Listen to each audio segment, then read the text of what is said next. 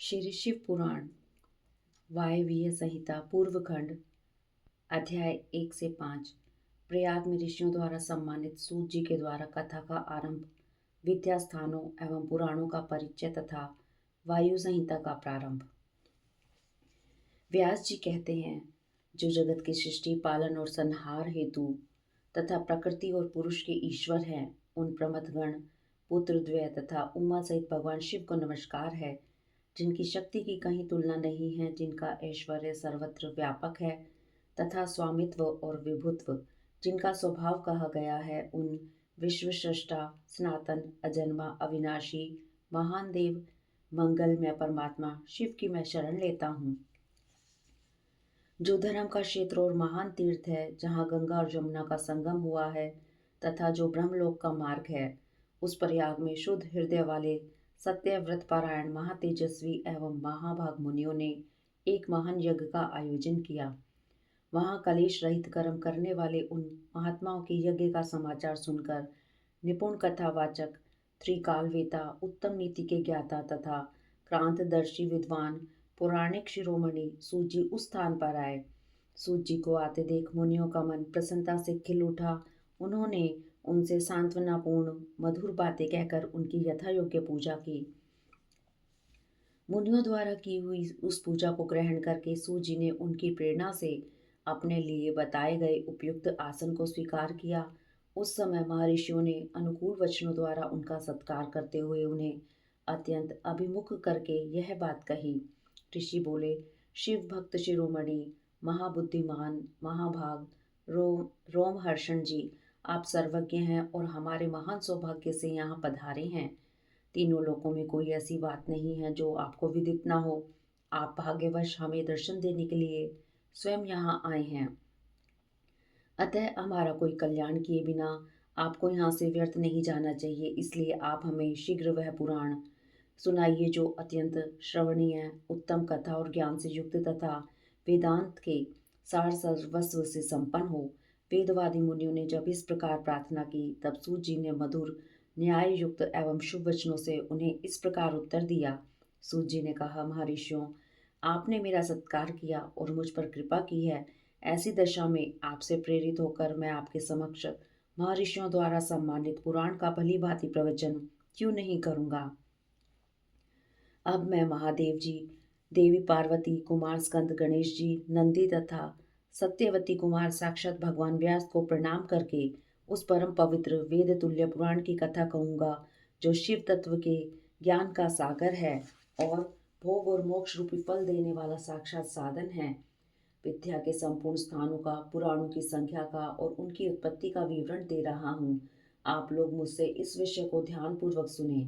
6 वेदांत, 4 वेद, मीमांसा, विस्तृत न्याय शास्त्र, पुराण और धर्मशास्त्र, ये 14 विद्याएं हैं।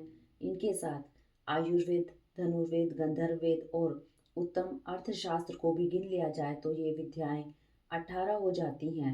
इन 18 विद्याओं के मार्ग एक दूसरे से भिन्न हैं।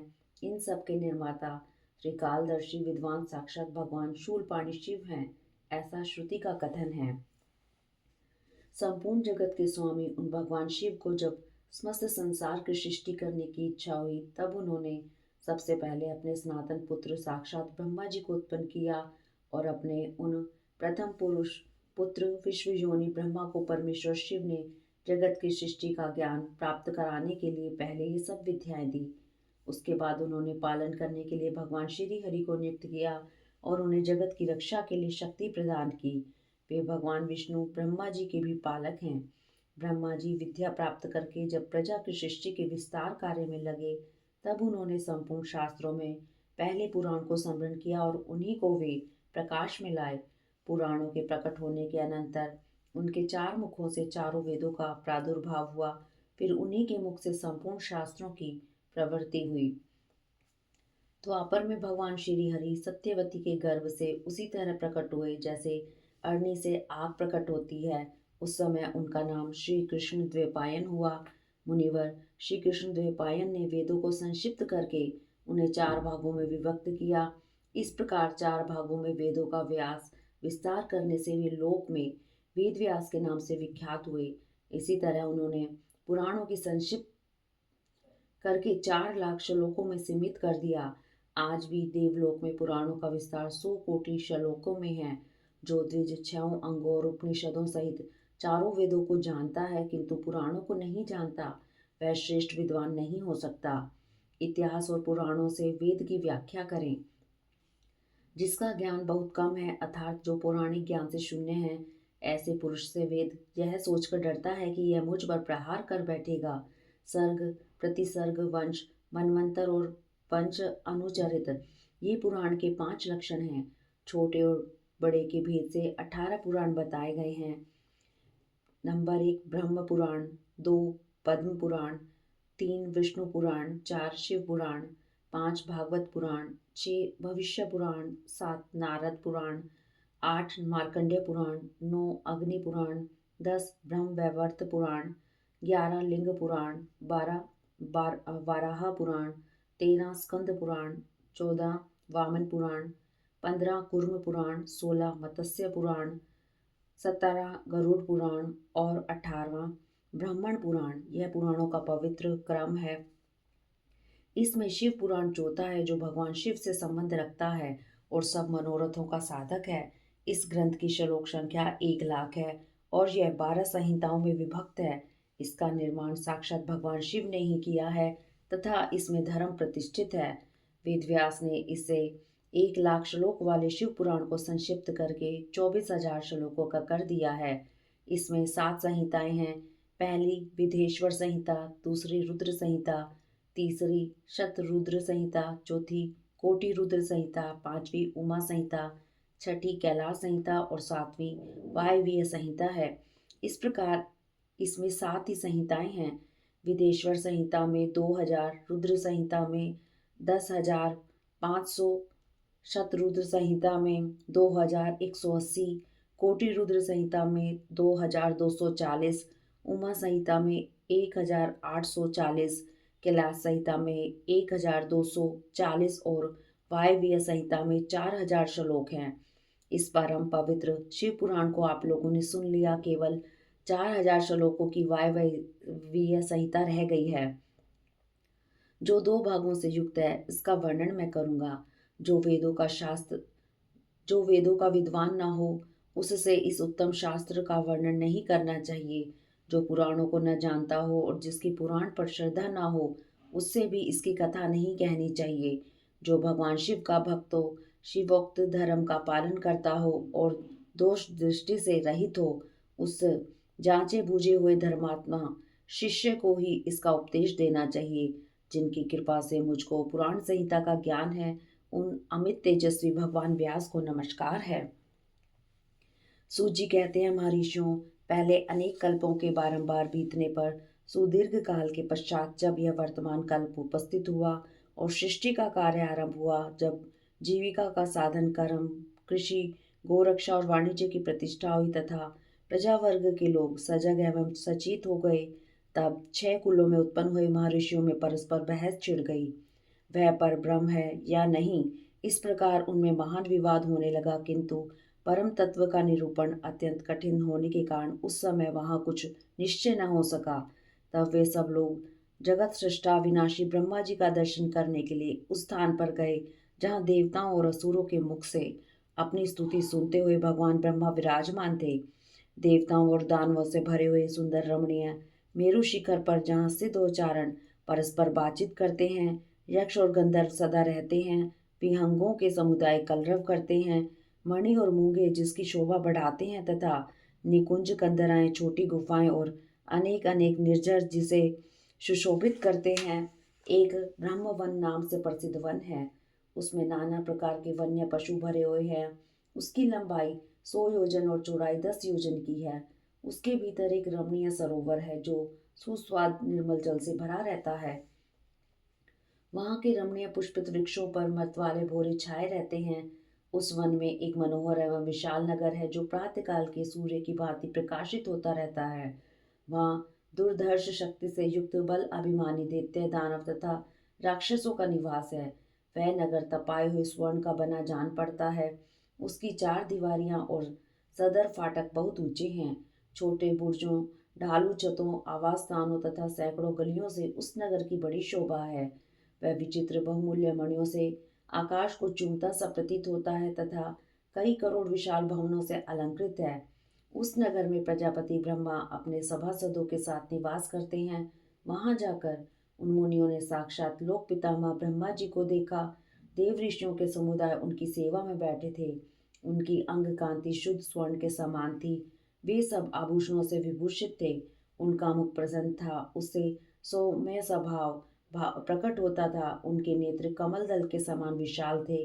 दिव्य कांति से संपन्न, दिव्य गंध एवं अनुलेपन से चर्चित, दिव्य श्वेत वस्त्रों से सुशोभित तथा दिव्य मालाओं से विभूषित ब्रह्मा जी के चरणारविंदों की वंदना सुरेंद्र, असुरेंद्र तथा योगींद्र भी करते थे। जैसे प्रभा दिवाकर की सेवा करती है, उसी प्रकार समस्त शुभ लक्षणों से युक्त साक्षात सरस्वती देवी हाथ में चंवर ले उनकी सेवा कर रही थी। इससे उनकी बड़ी शोभा हो रही थी। ब्रह्मा जी का दर्शन करके उन सभी महर्षियों के मुख और नेत्र खिल उठे। उन्होंने मस्तक पर अंजलि बांधकर उन सूरश्रेष्ठ की स्तुति की। ऋषि बोले, संसार की सृष्टि, पालन और संहार के हेतु तीन रूप धारण करने वाले आप पुराण पुरुष परमात्मा ब्रह्मा को नमस्कार है। प्रकृति जिनका शरीर है, जो प्रकृति में शोभ उत्पन्न करने वाले हैं तथा प्रकृति रूप में 23 विकारों से युक्त होने पर भी जो वास्तव में निर्विकार हैं, उन ब्रह्मदेव को नमस्कार है। ब्रह्मांड जिनकी देह है, तो भी जो ब्रह्मांड के उदर में निवास करते हैं तथा वहां रहकर जिनके कार्य और कारण सम्यक रूप से सिद्ध होते हैं, उन ब्रह्मा जी को नमस्कार है। जो सर्वलोक स्वरूप तथा समस्त लोकों के सृष्टा हैं, जो संपूर्ण जीवों का शरीर से संयोग और वियोग कराने के हेतु हैं, उन ब्रह्मा जी को नमस्कार है। नाथ पितामह, आपसे ही संपूर्ण जगत की सृष्टि, पालन और संहार होते हैं, तथापि माया से आवृत होने के कारण हम आपको नहीं जानते। सूत जी कहते हैं, उन महाभाग महर्षियों के इस प्रकार स्तुति करने पर ब्रह्मा जी उन मुनियों को आह्वान प्रदान करते हुए गंभीर वाणी में इस प्रकार बोले, महान सत्वगुण से संपन्न महाभाग महातेजस्वी महर्षियों, तुम सब लोग एक साथ यहाँ किस लिए आए हो? ब्रह्मा जी के इस प्रकार पूछने पर ब्रह्मवेताओं में श्रेष्ठ उन सभी मुनियों ने हाथ जोड़ विनय भरी वाणी में कहा, भगवान, हम लोग अज्ञान के महान अंधकार से आवृत हो खिन्न हो रहे हैं। परस्पर विवाद करते हुए हमें परम तत्व का साक्षात्कार नहीं हो रहा है। आप संपूर्ण जगत के धारण पोषण करने वाले तथा समस्त कारणों के भी कारण हैं। नाथ, यहाँ कोई ऐसी वस्तु नहीं जो आपको विदित न हो। कौन ऐसा पुरुष है जो संपूर्ण जीवों से पुरातन, अंतर्यामी, उत्कृष्ट, विशुद्ध, परिपूर्ण एवं सनातन परमेश्वर है? कौन अपने अद्भुत क्रियाकलाप द्वारा सबसे प्रथम संसार की सृष्टि करता है? महाप्राग, हमारे इस संदेह का निवारण करने के लिए आप हमें परमार्थ तत्व का उपदेश दें। मुनियों के इस प्रकार पूछने पर ब्रह्मा जी के नेत्र आश्चर्य से खिल उठे। वे देवताओं, दानवों और मुनियों के निकट खड़े हो गए और चिरकाल तक ध्यान मग्न हो रुद्र ऐसा कहते हुए आनंद विभोर हो गए।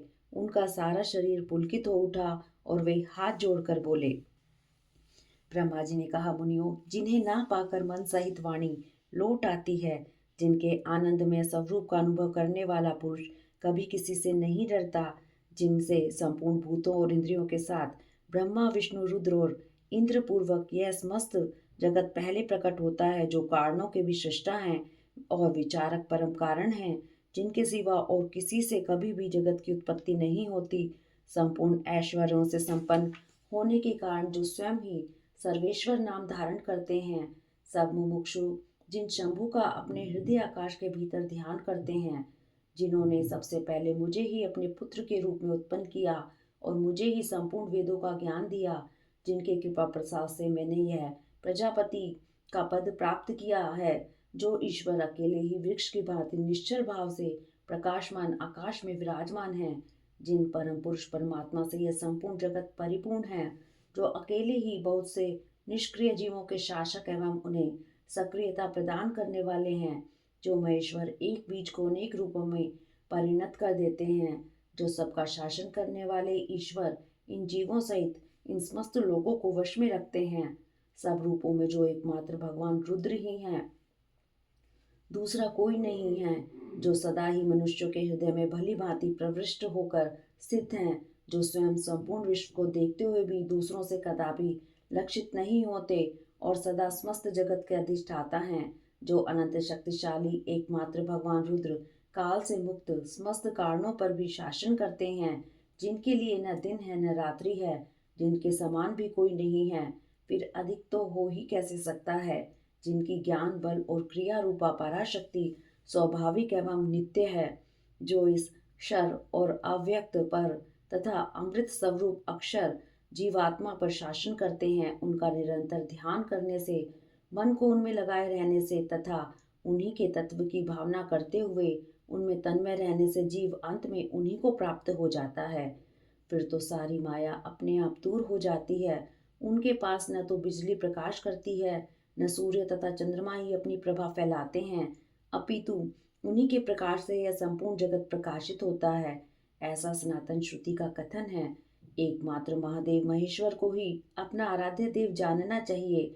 उनसे श्रेष्ठ दूसरा कोई पद उपलब्ध नहीं होता। ये स्वयं ही सबके आदि हैं, किंतु इनका न आदि है न अंत। ये स्वभाव से ही निर्मल, स्वतंत्र, परिपूर्ण, स्वेच्छाधीन तथा चराचर रूप हैं। इनका शरीर अप्राकृतिक है। ये श्रीमान महेश्वर लक्ष्य और लक्षण से रहित हैं। ये नित्य मुक्त होकर सबको बंधन से मुक्त कराने वाले हैं। काल की सीमा से परे रहकर काल को प्रेरित करने वाले हैं। ये सबके ऊपर निवास करते हैं, स्वयं ही सबके आवास स्थान हैं, सर्वज्ञ हैं तथा 6 प्रकार के मार्ग से युक्त इस संपूर्ण जगत के पालक हैं। उत्तरोत्तर उत्कृष्ट भूतों से वे परम उत्कृष्ट हैं। उनसे बढ़कर दूसरा कोई नहीं है। अनंत आनंद राशि रूपी मकरंद का पान करने वाले मधुव्रत हैं। अखंड ब्रह्मांडों को मसल कर मृतपिंड के समान कर देने की कला में पंडित हैं। उदारता, वीरता, गंभीरता और मधुरता के महासागर हैं। इनके समान भी कोई वस्तु नहीं है, फिर इनसे बढ़कर तो हो ही कैसे सकती है। ये उपमा रहित हैं, समस्त प्राणियों के राज अधिराज के रूप में विराजमान हैं। यही सृष्टि के प्रारंभ में अपने अद्भुत क्रियाकलाप द्वारा इस संपूर्ण जगत की सृष्टि करते हैं और अंतकाल में यह फिर उन्हीं में लीन हो जाएगा। सब प्राणी इन्हीं के वश में हैं। ये ही सबको विभिन्न कार्यों में नियुक्त करने वाले हैं। पराभक्ति से ही इनका दर्शन होता है, अन्य किसी प्रकार से कभी नहीं। व्रत, संपूर्ण दान, तपस्या और नियम, इन सब साधनों को पूर्व काल में सत्पुरुषों ने भाव शुद्धि तथा अनुराग की उत्पत्ति के लिए ही बताया था, इसमें संशय नहीं है। मैं भगवान विष्णु, रुद्रदेव तथा दूसरे दूसरे देवता एवं असुर आज भी उग्र तपस्याओं के द्वारा उनके दर्शन की इच्छा रखते हैं। धर्म भ्रष्ट, मूढ़, दुष्ट और घृणित आचार विचार वाले लोगों को उनका दर्शन होना असंभव है। भक्तजन भीतर और बाहर भी उन्हीं का पूजन एवं ध्यान करते हैं। यह रूप 3 प्रकार का है, स्थूल, सूक्ष्म और इन दोनों से परे। हम सब देवता आदि जिस रूप को प्रत्यक्ष देखते हैं वह स्थूल है। सूक्ष्म रूप का दर्शन केवल योगियों को होता है और उससे भी परे जो नित्य है, ज्ञान स्वरूप, आनंदमय तथा अविनाशी भगवत स्वरूप है, वह उसमें निष्ठा रखने वाले भजन परायण भक्तों को ही दृष्टि में आता है। भगवत व्रत का आश्रय लेने वाले भक्ति उसको देख पाते हैं। इस विषय में अधिक कहने से क्या लाभ। गुह्य से भी गुह्यतर एवं उत्कृष्ट साधन है भगवान शिव के प्रति भक्ति। जो उस भक्ति से युक्त है वह संसार बंधन से मुक्त हो जाता है, इसमें संदेह नहीं है। वह भक्ति भगवान शिव की कृपा से ही उपलब्ध होती है और उनकी कृपा भी भक्ति से ही संभव होती है।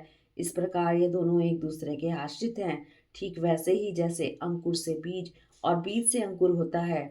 जीव को भगवत कृपा से ही सर्वत्र सिद्धियां मिलती हैं। संपूर्ण साधनों में अंतःकरण में भगवान की कृपा ही साध्य है। अंतःकरण की शुद्धि या प्रसाद का साधन है धर्म, और उस धर्म के स्वरूप का प्रतिपादन वेद ने किया है। वेदों के अभ्यास से पहले के पुण्य और पापों में समता आती है। उस समता से प्रसाद का संपर्क प्राप्त होता है और उससे धर्म की वृद्धि होती है। धर्म की वृद्धि से पशु के पापों का क्षय होता है। इस तरह जिसके पाप क्षीण हो गए हैं उस जीव को अनेक जन्मों के अभ्यास से क्रमशः उमा महेश्वर के तत्व का ज्ञान प्राप्त होकर उसके हृदय में उनके प्रति भक्ति का उदय होता है। उस भक्ति भाव के अनुरूप ही परमेश्वर के महाप्रसाद का उद्रेक होता है। उस प्रसाद से कर्मों का त्याग होता है। कर्मों के त्याग का अभिप्राय उनके फलों के त्याग से है, कर्मों के स्वरूपतः त्याग से नहीं। अतः यह सिद्ध हुआ कि कर्म फलों के त्याग से शिव धर्म में मंगलमयी प्रवृत्ति होती है। इसलिए शिव का कृपा पात्र प्राप्त करने के उद्देश्य से तुम सब लोग अपने स्त्री पुत्रों और अग्नियों के साथ वाणी और मन के दोषों से रहित होकर एकमात्र भगवान शिव का ही ध्यान करते रहो। उन्हीं में निष्ठा रखकर उनके भजन में तत्पर हो जाओ। उन्हीं में मन लगाकर उनके आश्रित होकर रहो। सब कार्य करते हुए मन से उन्हीं का चिंतन किया करो। 1 सहस्त्र दिव्य वर्षों के लिए दीर्घकालिक यज्ञ का आरंभ करके उसे पूर्ण करो। यज्ञ के अंत में मंत्र द्वारा आह्वान करने पर साक्षात वायु देवता वहां पधारेंगे। फिर वे भी तुम सब लोगों के कल्याण का साधन एवं उपाय बताएंगे। तत्पश्चात तुम सब लोग परम सुंदर पुण्यमयी वाराणसीपुरी को जाना, जहाँ पिनाक पाणी श्रीमान भगवान विश्वनाथ भक्त जनों पर अनुग्रह करने के लिए देवी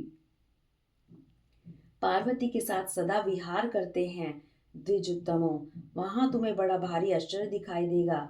उस आश्चर्य को देखकर तुम फिर मेरे पास आना, तब मैं तुम्हें मोक्ष का उपाय बताऊंगा। उस उपाय से एक ही जन्म में मुक्ति तुम्हारे हाथों में आ जाएगी, जो अनेक जन्मों के संसार बंधन से छुटकारा दिलाने वाली होगी। यह मैंने मनोमय चक्र का निर्माण किया है। इस चक्र को मैं यहाँ से छोड़ता हूँ। जहाँ जाकर इसमें नेमी विशीर्ण हो जाए, टूट फूट जाए, वही तपस्या के लिए शुभ देश है।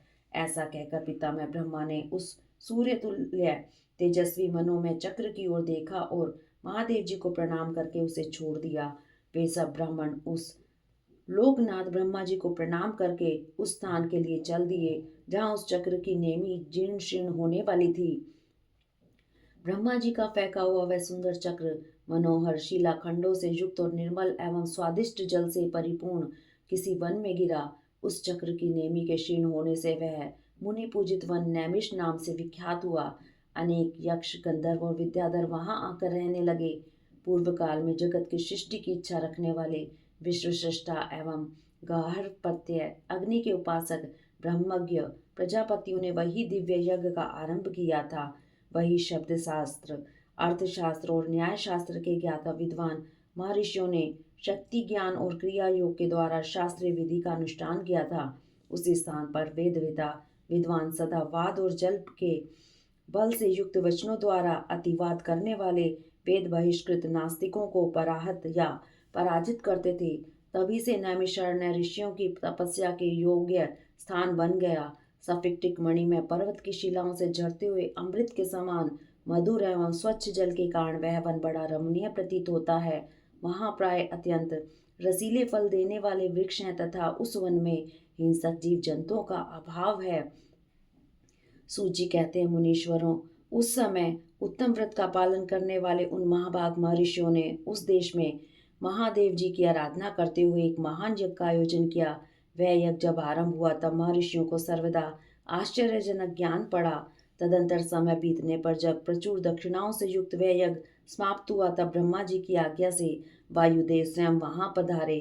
उनको आया देख दीर्घकालिक यज्ञ का अनुष्ठान करने वाले वे मुनि ब्रह्मा जी की बात को याद करके अनुपम हर्ष का अनुभव करने लगे।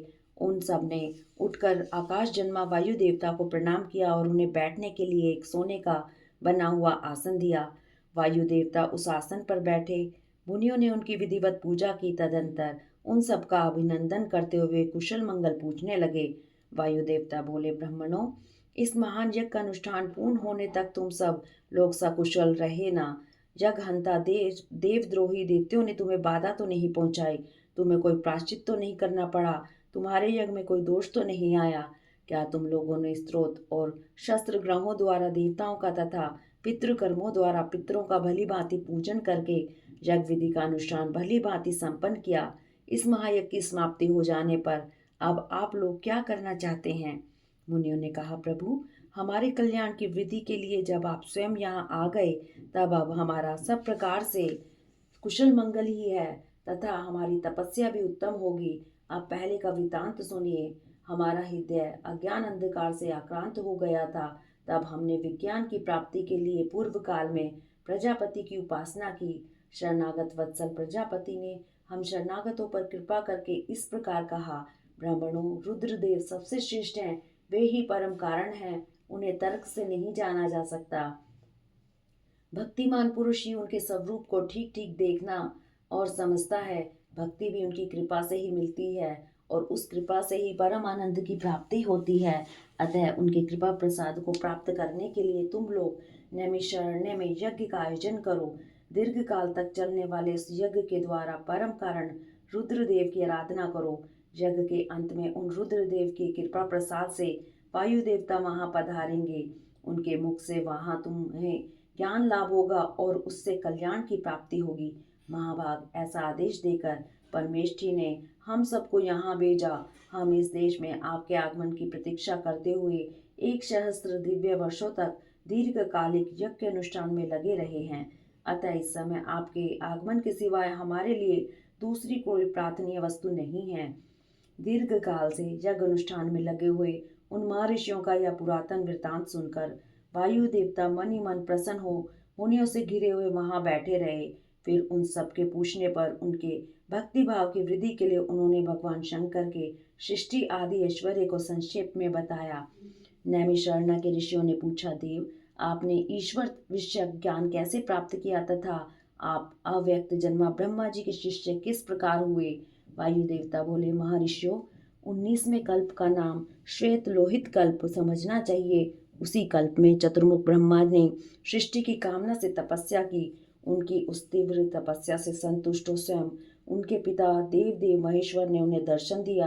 वे दिव्य कुमारावस्था से युक्त रूप धारण करके रूपवानों में श्रेष्ठ श्वेत नामक मुनि होकर दिव्यवाणी बोलते हुए उनके सामने उपस्थित हुए। वेदों के अधिपति तथा सबके पालक पिता महेश्वर का दर्शन करके गायत्री सहित ब्रह्मा जी ने उन्हें प्रणाम किया और उन्हीं से उत्तम ज्ञान पाया। ज्ञान पाकर विश्वकर्मा चतुर्मुख ब्रह्मा संपूर्ण चराचर भूतों की सृष्टि करने लगे। साक्षात परमेश्वर शिव से सुनकर ब्रह्मा जी ने अमृत स्वरूप ज्ञान प्राप्त किया था, इसलिए मैंने तपस्या के बल से उन्हीं के मुख से उस ज्ञान को उपलब्ध किया। मुनियों ने पूछा, आपने वे कौन सा ज्ञान प्राप्त किया जो सत्य से भी परम सत्य एवं शुभ है तथा जिसमें उत्तम निष्ठा रखकर पुरुष परमानंद को प्राप्त करता है?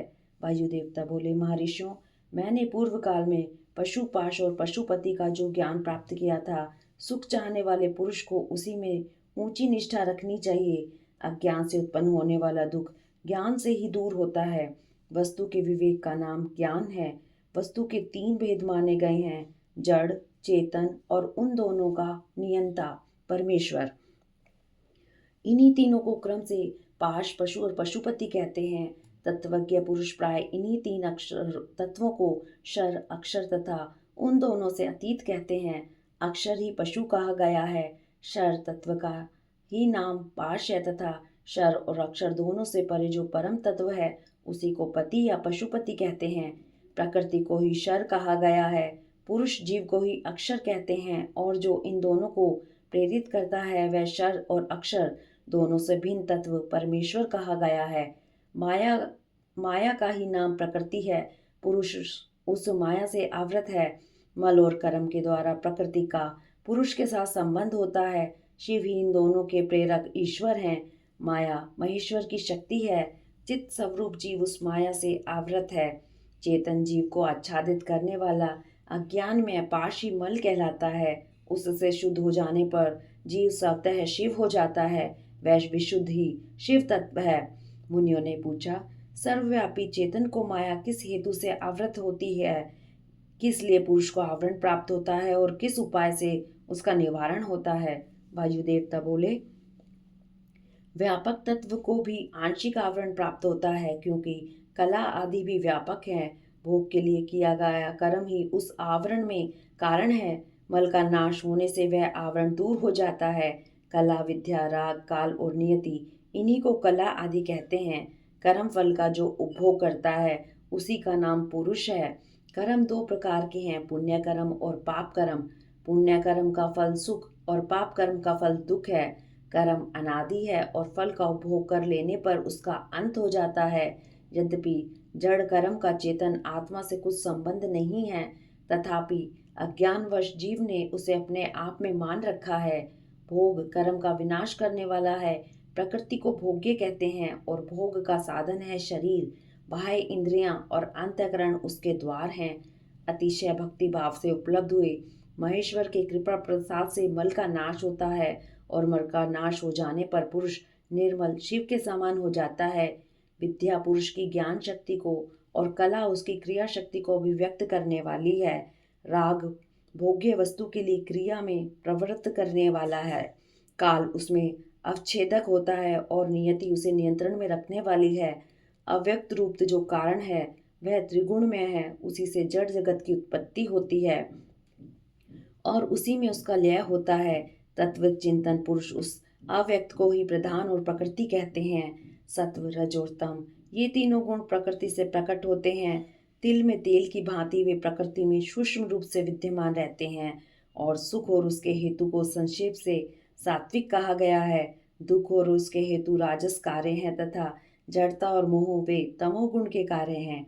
सात्विकी की वृत्ति ऊर्ध्व की ओर ले जाने वाली है, तामसी वृत्ति अधोगति में डालने वाली है तथा राजसी वृत्ति मध्य स्थिति में रखने वाली है। 5 तन मात्राएं, 5 भूत, 5 ज्ञानेंद्रियां, 5 कर्म इंद्रियां तथा प्रधान चित्त महतत्व अहंकार और मन ये 4 अंतःकरण सब मिलकर 24 तत्व होते हैं। इस प्रकार संक्षेप से ही विकार सहित अव्यक्त प्रकृति का वर्णन किया गया। कारण अवस्था में रहने पर ही इसे अव्यक्त कहते हैं और शरीर आदि के रूप में जब वह कार्य अवस्था को प्राप्त होता है तब उसकी व्यक्त संज्ञा होती है। ठीक इसी प्रकार जैसे कारण अवस्था में स्थित होने पर जिसे हम मिट्टी कहते हैं वही कार्य अवस्था में घट आदि नाम धारण कर लेती है। जैसे घट आदि कार्य मृतिका आदि कारण से अधिक भिन्न नहीं है, उसी प्रकार शरीर आदि व्यक्त पदार्थ अव्यक्त से अधिक भिन्न नहीं है। इसलिए एकमात्र अव्यक्त ही कारण करण उनका आधारभूत शरीर तथा भोग्य वस्तु है, दूसरा कोई नहीं। मुनियों ने पूछा, प्रभु बुद्धि इंद्रियां और शरीर से व्यतिरिक्त किसी आत्मा नामक वस्तु की वास्तविक स्थिति कहाँ है? वायु देवता बोले, महर्षियों सर्वव्यापी चेतन का बुद्धि इंद्रिय और शरीर से पार्थक्य अवश्य है। आत्मा नामक कोई पदार्थ निश्चय ही विद्यमान है, परंतु उसकी सत्ता में किसी हेतु की उपलब्धि बहुत ही कठिन है। सत्पुरुष बुद्धि इंद्रिय और शरीर को आत्मा नहीं मानते, क्योंकि समृद्धि अनियत है तथा उसे संपूर्ण शरीर का एक साथ अनुभव नहीं होता। इसलिए वेदों और वेदांतों में आत्मा को पूर्व अनुभूत विषयों का स्मरण करता संपूर्ण ज्ञेय पदार्थों में व्यापक तथा अंतर्यामी कहा जाता है। यह न स्त्री है, न पुरुष है और न नपुंसक ही है, न ऊपर है, न अगल बगल में है, न नीचे है और न किसी स्थान विशेष में। यह संपूर्ण चल शरीरों में अविचल निराकार एवं अविनाशी रूप से स्थित है। ज्ञानी पुरुष निरंतर विचार करने से उस आत्म तत्व का साक्षात्कार कर पाते हैं। पुरुष का जो वह शरीर कहा गया है, इससे बढ़कर अशुद्ध पराधीन दुख में और अस्थिर दूसरी कोई वस्तु नहीं है। शरीर ही सब विपत्तियों का मूल कारण है।